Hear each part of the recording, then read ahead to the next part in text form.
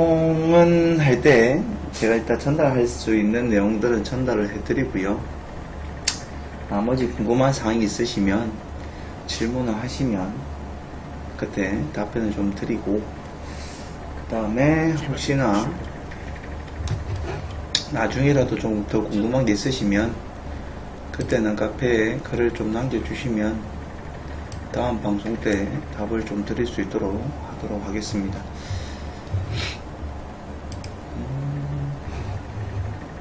일단 오늘 방송할 내용들은요, 지금 화면에 보이시죠? 지지와 저항.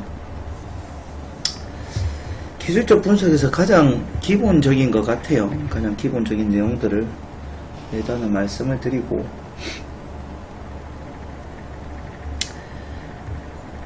거래에 대한 부분을 제외하고는, 거래량이나 뭐 그런 부분을 제외하고는 차트를 보는 기술적 분석에 대해서는 오늘을 비롯해서 시간을 조금 두고 조금씩 더 방송을 해서 여러분들의 주식 하는데 좀 도움이 될 수 있도록 해보도록 하겠습니다.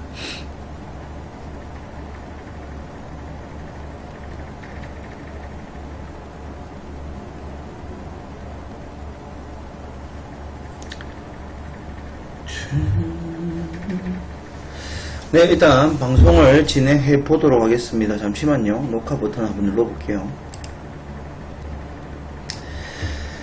네, 반갑습니다. 에듀스타 심리장학입니다. 금일 공개 방송 내용은 기술적 분석에서 가장 기초가 된다라고 생각하는 지지와 저항에 대해서 조금 말씀을 드리려고 합니다. 지금 화면에 보이시는 대로 첫 번째는 지지와 저항은 왜 발생하는가에 대한 질문에 대한 답변에 대해서 좀 말씀을 드리고요. 두 번째는 지지와 저항, 그런 자리에서 호가창이 어떻게 변하는지, 그리고 이제 그 호가창이 변할 때 매도 물량, 매수 물량 같은 합계량이 있을 거예요. 그거를 좀 말씀드리고, 그 다음에 어떻게 활용하는 게 여러분들이 조금 주식을 하시는데 좀 도움이 될지에 대해서 언급을 하도록 하겠습니다. 목소리는 잘 들리나요? 들리면 일단 3번 한 번만 눌러주시기 바랍니다. 네. 일단 제가 설명을 드릴 때는 차트를 일단 먼저 보지 않고요. 빈 화면에 제가 그림을 그려가면서 질문도 할 거고, 그에 대해서 여러분도 답변을 하시면서 조금 생각해보는 시간을 가지도록 하겠습니다. 일단 밑에 화면을 좀 내려놓고요. 이 순서대로 일단은 말씀을 드릴 거예요.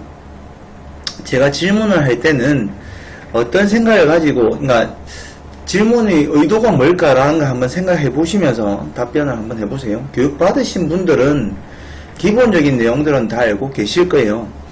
다 알고 계실 건데, 혹시나 교육을 받고 나서도 내가 미처 또 생각지 않고 매매를 하고 있거나 한다면 한번 되돌아보는 시간을 가지시고요.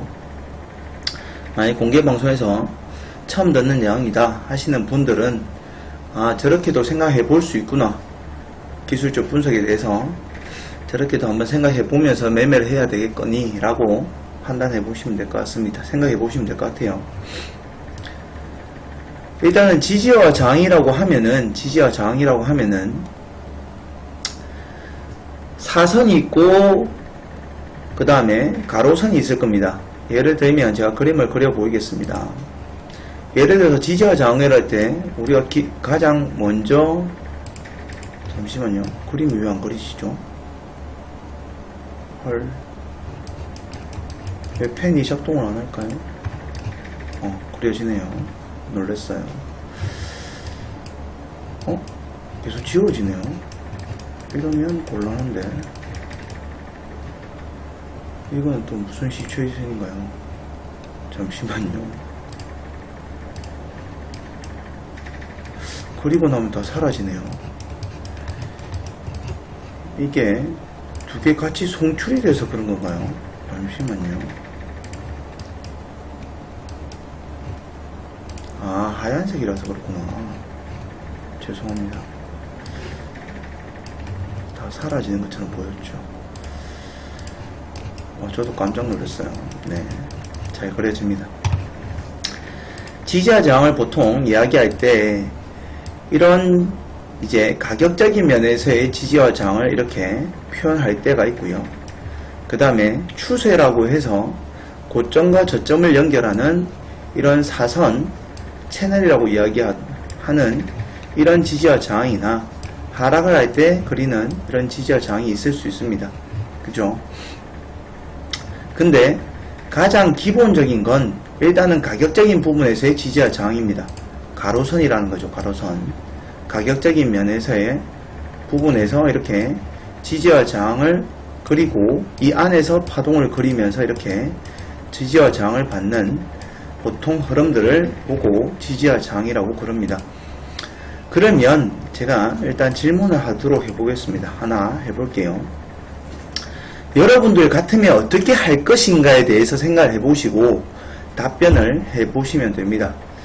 주가가 이전의 모습은 뭐 상승이 되었든 하락이 되었든 상관이 없고요. 주가가 이렇게 떨어지다가 이렇게 반등이 나왔습니다. 이 반등이 나온 가격대를 만원이라고 해볼게요. 만원. 여기를 만원이라고 해볼게요. 만원.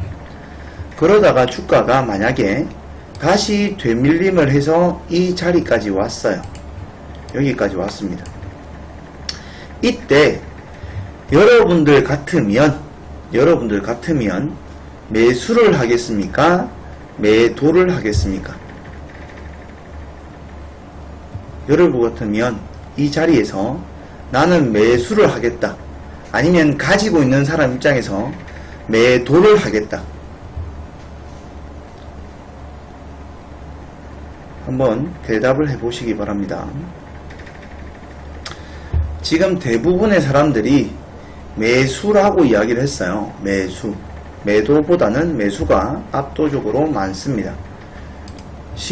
원래 그냥 여러분들이 여기 해보시면 매도를 하는 사람과 매수를 하는 사람의 물량들을 보면 이 자리에 오면은 여기가 압도적으로 많습니다.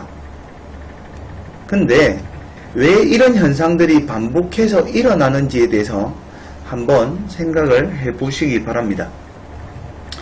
이게 A라는 종목이라고 할게요. A라는 종목이라고 하겠습니다. A라는 종목을 모든 주식을 하는 모든 사람들이 이 종목을 보고 있을까요? 아니면 이 A라는 종목을 보고 있는 사람은 누굴까요?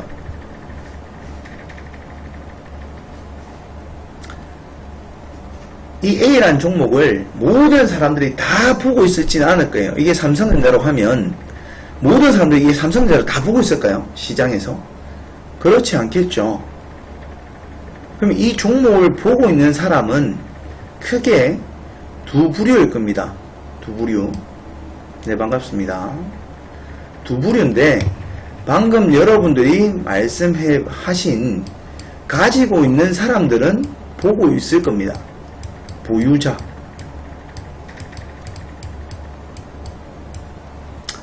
또 다른 사람은 누굴까요? 또 다른 사람은 가지고 있는 사람들은 당연히 이 종목에 관심이 있으니까 보고 있겠죠.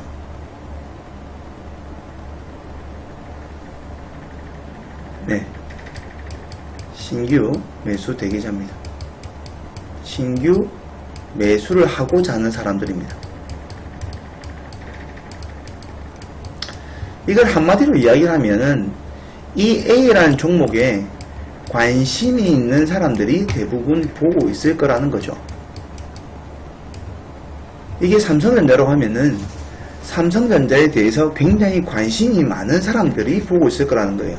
그 대표적인 두 부류가 내가 가지고 있거나 아니면 내가 지금 이 종목을 사고 싶은 거예요. 언제쯤 들어가 볼까? 언제쯤 매수해 볼까? 하는 사람들이 이 종목을 보고 있을 겁니다. 그러면 이 두 사람 입장에서 이 종목을 한번 생각을 해보세요. 이 두 사람 입장에서, 이 두 부류의 입장에서 생각을 해본다면 만약에 보유자다. 보유자 입장에서 이 종목을 바라보는 거예요. 여기가 만원입니다. 만원. 여기가 10,000원이에요. 근데 내가 10만원에 샀어. 지금 이 주가의 의미가 별로 의미가 있을까요? 없을까요? 매수를 10만원 했어요. 지금 10,000원이에요. 별 관심 없어요. 올라도 그만, 안 올라도 그만, 없는 돈셈 치고 보고 있겠죠. 마음이 굉장히 편안한 상태. 그럼 보유자 중에서도 지금 현재 주가를 예민하게 보고 있는 사람은 10,000원 근처에서 산 사람들, 10,000원에서 그렇게 크게 차이가 나지 않는 사람들이 굉장히 예민하게 보고 있을 거예요. 그죠? 그럼 여기 언저리에 샀던 사람들일 거예요. 이 언저리에. 가격이 그렇게 크게 차이 나지 않는다는 가정하에서요. 그럼 이 사람들의 입장에서는 여기가 손절이 되기보다는 기존에 지지를 받았던 자리이기 때문에 한 번 더 지지를 받고 얘가 이렇게 상승해주는 그림을 그리고 있을 거예요. 머릿속으로. 물론 여기가 이탈을 하면 손절해야지 라고 생각하는 사람이 있을 수도 있어요. 있지만 여러분들도 매매를 해보셔서 아시겠지만 저기가 깨지더라도 손절해야지 뭘로 생각은 하지만 실천으로 옮기는 사람은 그닥 많지는 않을 거예요. 잘 안 하신다는 거 아시죠? 여러분들 스스로가 손절이라는 건 나에게는 없다. 나 손절 잘 못한다. 그렇기 때문에 대부분 보유자들 입장에서는 홀딩의 관점이에요. 홀딩. 그죠? 근데 신규 매수자의 입장에서는 이 자리가 굉장히 메리트 있게 보이거든요. 왜? 지지를 받았던 자리잖아요. 내가 진입을 하면 괜히 이게 쌍바닥의 모양이 이렇게 그려질 것 같거든요. 다들 그렇죠? 그런 심리적인 요인 때문에 매도보다는 매수의 합계가 훨씬 더 많이 나타나는 자리입니다. 예를 들어서 호가창 하나 제가 열어볼게요. 호가창을 하나 열어보면, 그러니까 예를 들어서 이렇게 호가창이 있으면 제가 지금 매수가 많다, 매도가 더 많다 하는 지금 제가 보여드리는 건 뭐냐면, 잠시만요. 뭐냐면 여기에서 나타나는 여기에 합계를 말씀드리는 겁니다. 이해가시나요? 여기가 만약에 10,000원이에요. 10,000원. 여기가 10,000원이라고 치면, 여기가 10,000원이라고 치면 이 10,000원 언저리에 차트의 흐름상으로는 방금 전에 제가 그림을 그렸던 어떤 자리, 이렇게 지지를 한번 받았던 10,000원의 가격이라고 치면, 여기가 10,000원이라고 치면, 여기가 만약에 10,000원이에요. 10,000원이면, 여기가 10,000원이라고 치면, 여기가 10,000원을 치면, 그때 여러분들이 호가창을 한번 봐보세요. 여기가 압도적으로 많을 겁니다. 너무 개별주들 말고요. 정상적인 종목들, 시총이 어느 정도 되는 종목들의 흐름들에서 기술적 분석에서 지지와 저항 자리에 왔을 때, 특히 지지 라인에 왔을 때는 매수의 합계량이 매도의 합계량보다 훨씬 더 많이 나타납니다. 그 이유는 심리적인 요인이라고 생각을 하시면 됩니다. 이해가시나요?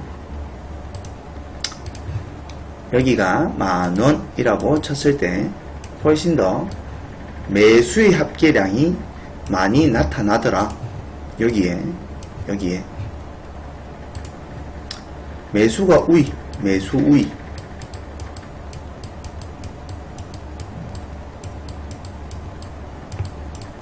그런데 시간이 지나고 났더니 실제 흐름은 어떻게 나타나냐면, 어떻게 나타났냐면이 아니라, 나타났냐면 이렇게 나타났다고 가정을 해보세요. 이렇게 나타났다. 주가가 여기까지 밀린 거예요. 여기까지. 그러면 이 지금 현재 주가의 흐름에서 내가 여기까지 딱 진행된 상태예요. 여기까지 딱 진행된 상태.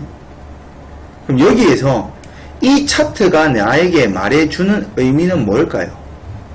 이 차트에서 지금 나에게 전달하는 이 차트의 흐름에서 보여주고 의미하는 바가 뭘까요? 네, 하락 추세는 맞고요. 오늘 주제가 지지와 저항에 관한 논점이기 때문에 그에 맞는 생각으로 일단 접근을 해보시기 바랍니다. 하락 추세 맞아요. 네, 생방송이에요. 생방송입니다. 이 차트에서 방금요 여러분들이 여기까지만 왔을 때 뭐라고 이야기했습니까? 매수 우위라고 했죠. 여기까지 왔을 때 여기 근처에 왔을 때 분명히 매수가 더 많았을 거다. 실제로 더 많아요. 근데 주가가 이렇게 흘러갔다는 이야기는 여기에 굉장히 매수하고자 했던 사람들이 물려 있을 거라는 거죠. 매수가 체결이 되었을 거고, 여기 있는 사람들은 여기까지 주가가 밀렸을 때 매수가 체결이 되었을 거고, 이곳에 꽤 많은 사람들이 이 가격대에 물려 있을 거라는 거죠. 이해가시나요? 누구나 다 맞다라고 생각하시죠?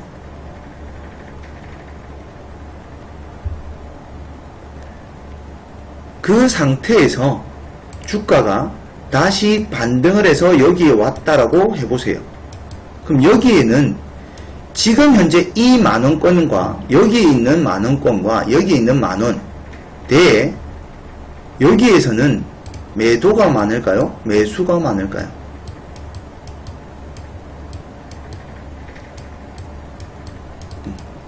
압도적으로 매도 우위입니다. 이유는 본전을 기다리고 있던 본전 심리가 작동되는 사람들의 매도세가 나올 수 있고요. 매도 물량이 나올 수 있고, 그 다음에 수익이 나고 있는 사람들의 매물대 구간에서 매도 압박을 느끼면서 매도로 나올 수 있는 거죠. 훨씬 더 큰 매도가 나옵니다.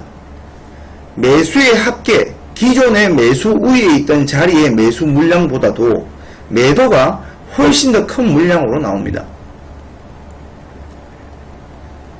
그러다 보니 지지를 받을 만한 자리, 기존의 지지를 받았던 자리가 깨지면 자연스럽게 매도 자리가 되는 거죠.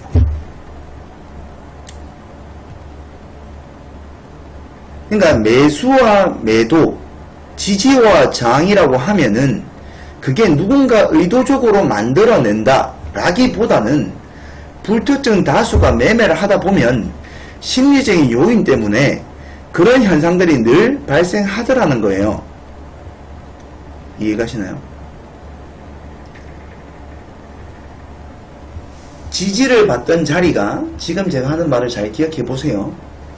지지를 받고자 했던 사람들이 지지 받을 수도 있겠다라고 생각하고 진입을 했던 자리가 깨지면 당연히 그곳에는 많은 사람들이 물린 꼴이 될 거고요. 손실 중으로 들어갈 것이고, 그게 떨어지다가 반등을 해서 그 지점까지 다시 올라오게 되면 수익 난 사람도 매도, 본전 심리가 작용했던 사람들도 매도, 저는 매도하지 않는데요 라고 이야기한다면 조금만 다르게 생각해 보세요. 이 기간이 2년이 걸렸어요. 2년이 걸리다가 이 자리에 왔다 생각해 보세요. 당연히 매도하고 싶어 죽을 거예요.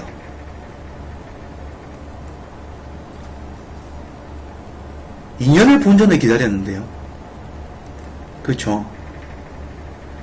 그렇기 때문에 지지와 저항이라고 하는 그 논리는 여러분들이 누군가 개입을 해서 만들어낸다 라고 생각하기보다는 그냥 대다수의 모든 사람들이 매매를 하게 되면 이런 현상들은 자연스럽게 발생하더라는 거예요. 이해가시나요?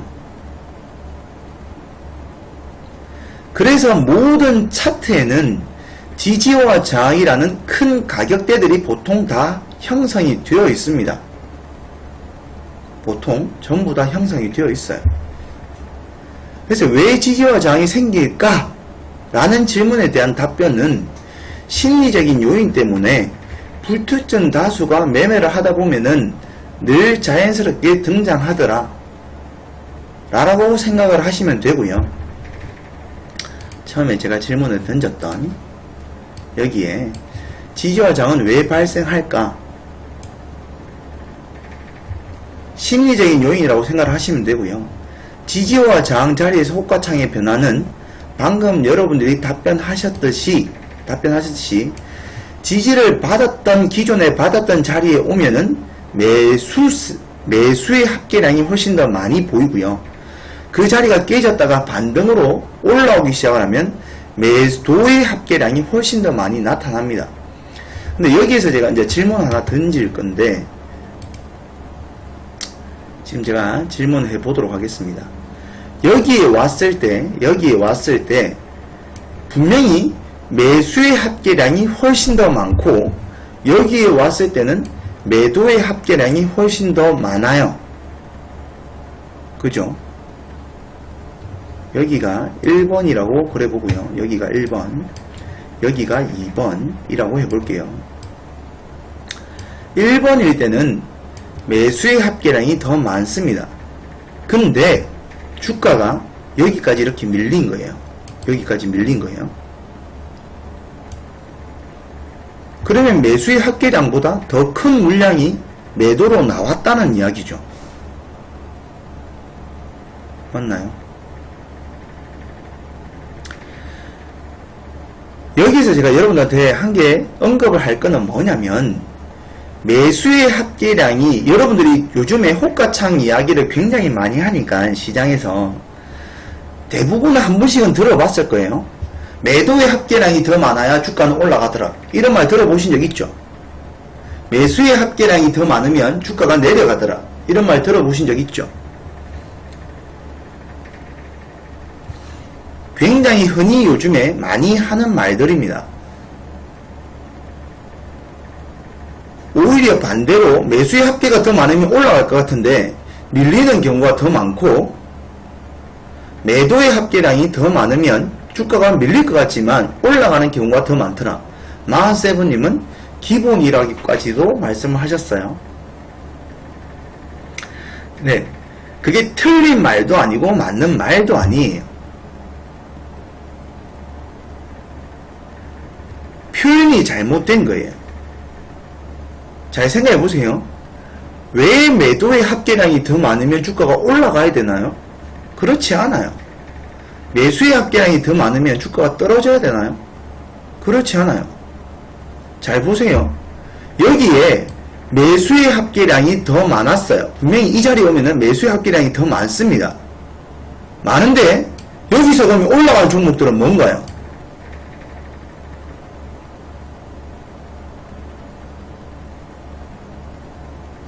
여기 오면은 매도의 합계량이 당연히 많습니다. 많은데 주가가 떨어지는 거는요. 매수의 합계량이 더 많은데 주가는 올라갔네요. 매도의 합계량이 더 많은데 주가는 떨어졌네요. 지금 여러분들이 기본이라고 그리고 많이 들어본 그 이야기가 표현이 잘못됐다는 거예요. 매수의 합계량이 많으면 주가가 올라가더라가 아니라 주가가 올라가면 매도의 합계량이 많은 자리가 늘 있다는 거예요. 이해가시나요? 주가가 떨어지면 매수의 합계량이 많은 어느 포지션이 보인다는 거지, 많으면 무조건 떨어진다가 아니라는 거죠. 이해가시나요? 이게 다른 표현인데요.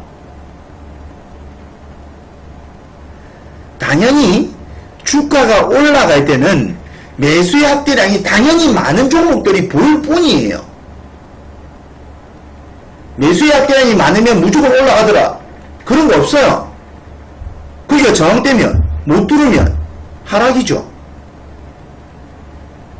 올라가는 종목일 때 나타나는 호가창의 흐름이 매도 물량이 많게 보이는 거예요. 왜? 올라가다 보면은 매물대라는 게 있을 수도 있고, 신고가라 할지라도 팔고자 하는 사람이 매도 물량에 걸어줄 수도 있기 때문에 올라가는 종목에서의 현상이 매도 물량이 많게 보이는 거지,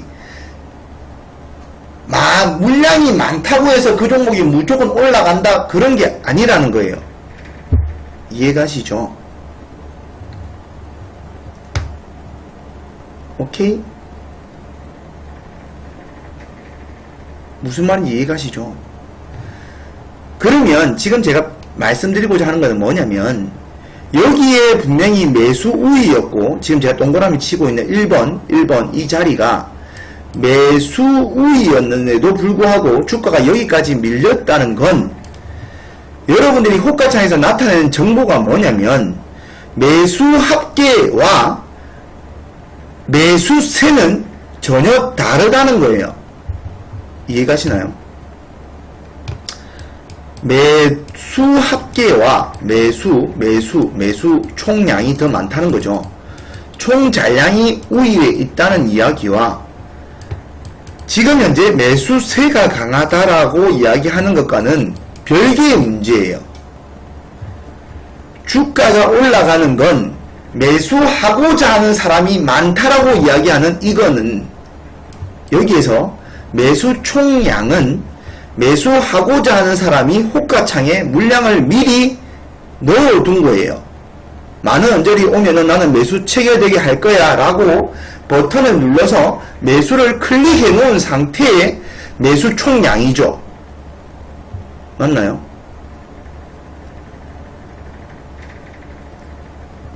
이 양이 많다고 해서 주가가 올라가는 것과는 전혀 상관이 없다는 거예요.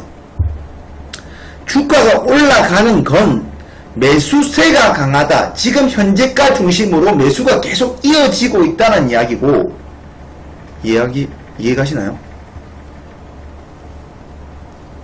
두 개의 차이점을 이해하시죠?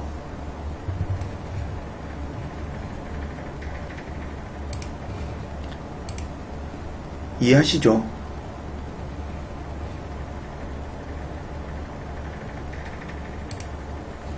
여기에 보이는 이 합계량이 많다고 해서,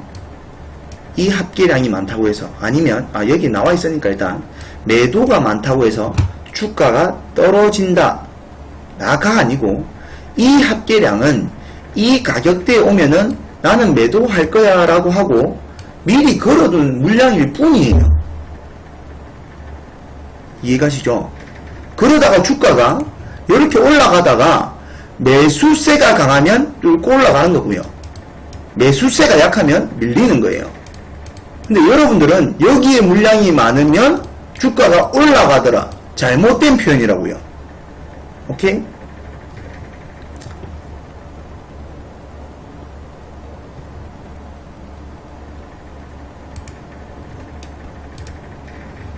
이해가시죠?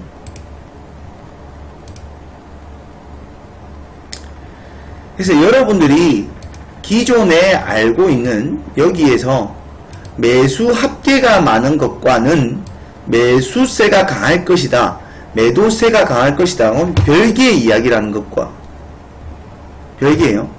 주가가 여기까지 밀렸을 때 우리가 이 차트를 보고 해석할 수 있는 건 뭐냐면, 지금 현재 여기에 매수 합계량이 많았음에도 불구하고 이 가격대에서 매도세가 더 강해서 그 합계량에 있는 물량들을 다 체결시키면서까지 밀렸구나라는 거죠. 이해가시나요? 이 자리까지 밀렸다가, 그러니까 여기까지 나타난 차트의 흐름에서 내가 알 수 있는 이야기는 매수 합계 매수 우위였다. 이 자리에서는 총량을 이야기하는 거예요. 그러나 매도세가 더 강했다. 맞나요?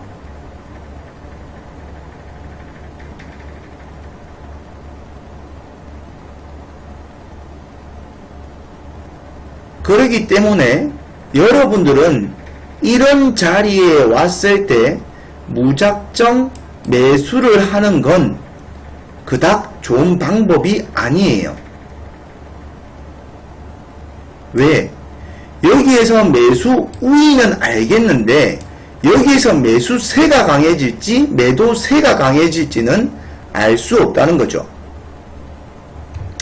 그러다가 주가가 반등을 해서 이 자리까지 왔습니다. 올 때는 매도 우위입니다. 맞죠? 매도 우위. 근데 여기 왔을 때도 이제부터 매도세가 강해질지 매수세가 강해질지는 모른다는 거죠. 대부분의 종목들은 여기에서 돌파를 하지 못하고 밀리는 경우가 훨씬 더 많습니다. 말이 끊기나요? 지금 현재? 다른 분들도 그렇나요?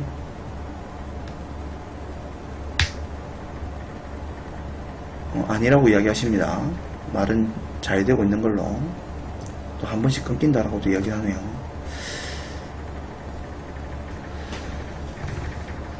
일단 반복해서 이야기할게요. 네. 그래서 이 자리에 왔을 때도 매수하는 건 바람직하지 않죠. 왜? 매수세가 어지간히 강하지 않고는 이 자리를 못 뚫어내겠죠. 그렇기 때문에 주가가 이런 매물 압박을 느끼는 곳에서 매수세가 더 강해져 가지고 주가가 올라간 이후에 여러분들은 차트를 보는 게 훨씬 더 좋다는 이야기입니다. 왜? 저 많은 물량의 매도를 누군가는 매수세로 물량을 넣어서 이겨냈다는 이야기잖아요. 이해가시나요? 지금 여기에 있는 이 이야기까지 같이 하고 있는 거예요. 여기에 있는 이야기까지 같이 하고 있는 겁니다. 여러분들이 기본적으로 알고 있는 주식에 대한 생각 중에서 여러분들이 조금 바꿀 필요가 있는 게 뭐냐면 지지와 저항 관점에서예요. 대부분이 투자자들이 생각하고 있는 건 뭐냐면 일반적으로 생각하고 계신 건 뭐냐면 이렇게 많이 생각합니다. 매도 합계량이 합계가 많아야 매동 총 잔량이 많아야 주가가 상승한다. 그 다음에 매수 총 잔량이 많아야 주가가 하락한다. 대부분 이렇게 알고 계시잖아요. 그죠? 이게 아니고요. 절대로 아니고요.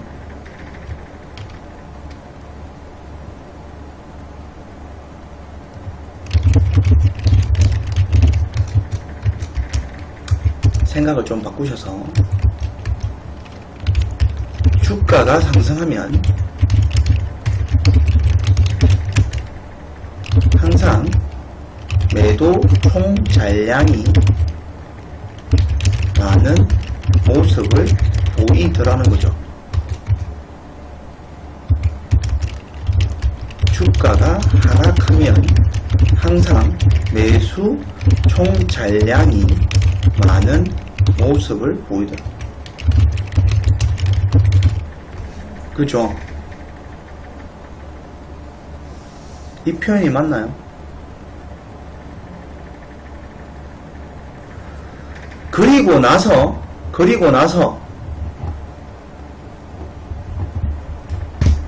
그리고 나서 여기에서 주가가 더 상승할 때는 매수세가 강한 거예요.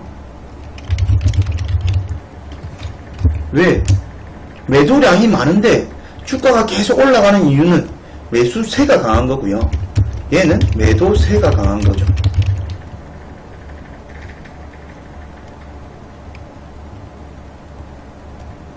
그럼 여러분들은 주식을 할 때 매도세가 강한 걸 종목을 해야 되겠습니까? 매수세가 강한 걸 해야 되겠습니까?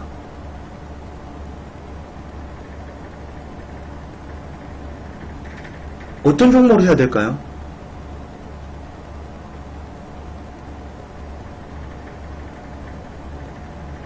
네, 매수세가 강한 걸 해야 되죠. 그러면 그런 자리들이 보통 어떤 자리냐면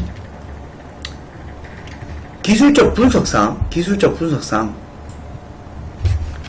주가가 지지받을 자리에서 이탈하면 저항 자리로 바뀌더라. 저항 자리에서는 매물 압박이 심하더라. 그 자리까지 주가가 회복했을 때 당연히 매도 총 잔량이 많더라. 맞나요? 방금 그림 그린 거 연상되시죠? 매수세가 약하면 대부분 저항을 받고 주가는 다시 하락하더라.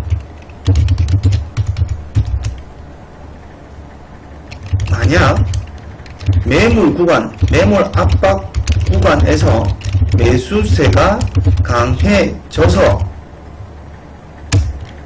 돌파를 확인한다면 우리는 곧 무엇을 확인했는가요?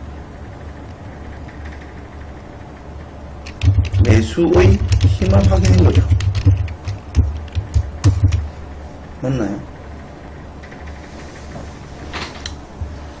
그래서 지지와 저항을 이용하실 때는 여러분들이 어떤 기준점 없이 무작정 떨어지고 있는 종목을 나는 저점이라고 판단을 하고 매수하는 것보다는 매물 압박이 심한 곳을 돌파하고 나서 그 종목을 바라보는 게 훨씬 더 좋습니다. 이해가시나요? 예를 들면 여러분들이 어떤 저점을 잡고자 하는 욕심 때문에 주가가 이렇게 저점을 깨면서 계속 하락하고 있는 종목을 여러분들이 나는 저점이야 라고 생각하고 진입을 하는 것보다는 여러분들이 여기가 설령 제일 바닥권이라고 치고요. 너무 잘 잡았어요. 여기서. 그래도 여러분들이 먹을 수 있는 진폭은 대부분 여기가 한계치입니다. 왜? 잘 안 올라가지거든요.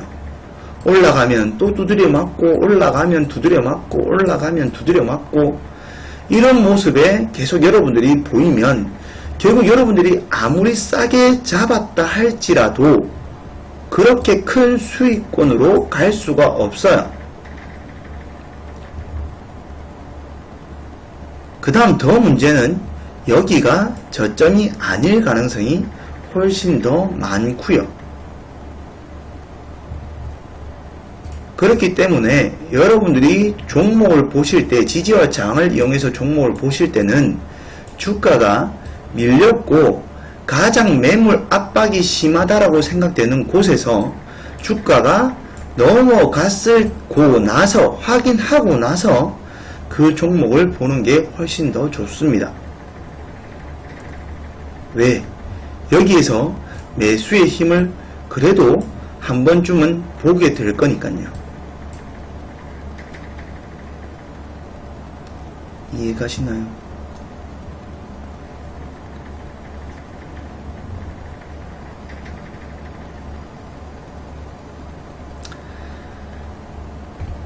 주식은 여러분들이 해보셔서 아시겠지만 급하면 져요. 자기가 정말로 스캐핑에 자신이 있어서 스캐핑을 할 만큼의 실력이 된 사람이 단타를 하는 거는 잘하는 거예요. 잘하는 거예요. 근데 일반 개인 투자자들이 스캐핑을 잘하는 사람은 저는 거의 본 적이 없어요. 순간적으로 주가의 흐름에 힘을 느껴가면서 사고 팔고 이렇게 굉장히 잘하는 케이스를 본 적이 거의 드뭅니다. 그렇다면 그 종목을 조금 차분히 하는 게 좋거든요. 그냥 내가 섣불리 여기가 저점이다 라고 진입하지 마시고 이렇게 힘이 들어왔구나, 여기에서 힘이 들어왔구나, 이런 걸 확인해 가면서 여러분들이 분할 매수라는 걸 하는 게 훨씬 더 좋아요. 이렇게 된 종목들의 특징들이 뭐냐면, 자 보세요. 이렇게 되는 종목들의 특징이 뭐냐면, 여기 이런 자리에 왔을 때 주가가 넘어간다, 예를 들면 넘어간다 라고 한다면 여기에는 당연히 뭐가 결과로 나타날까요? 이런 자리는 뭐가 결과로 나타날까요? 네, 거래량이 증가 안 할래야 안 할 수가 없어요. 거래량이 반드시 증가를 합니다.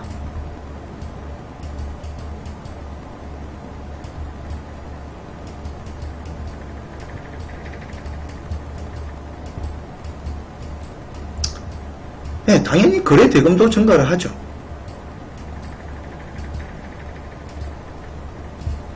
안 할래야 안 할 수가 없습니다. 이유가 뭘까요? 얘가 증가하는 이유가 뭘까요?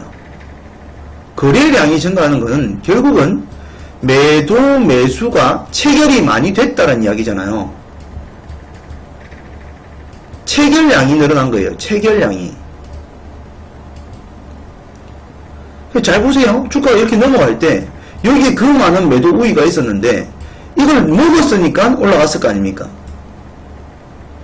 그럼 당연히 체결 횟수는 늘어났겠죠.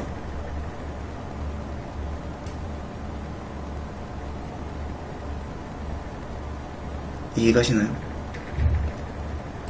그래서 여러분들이 가장 기본적으로 생각해야 되는 지지와 저항은 뭐냐면, 지지와 저항이 있다라고 치면 저항의 포인트를 많이 맞추는 게 좋아요.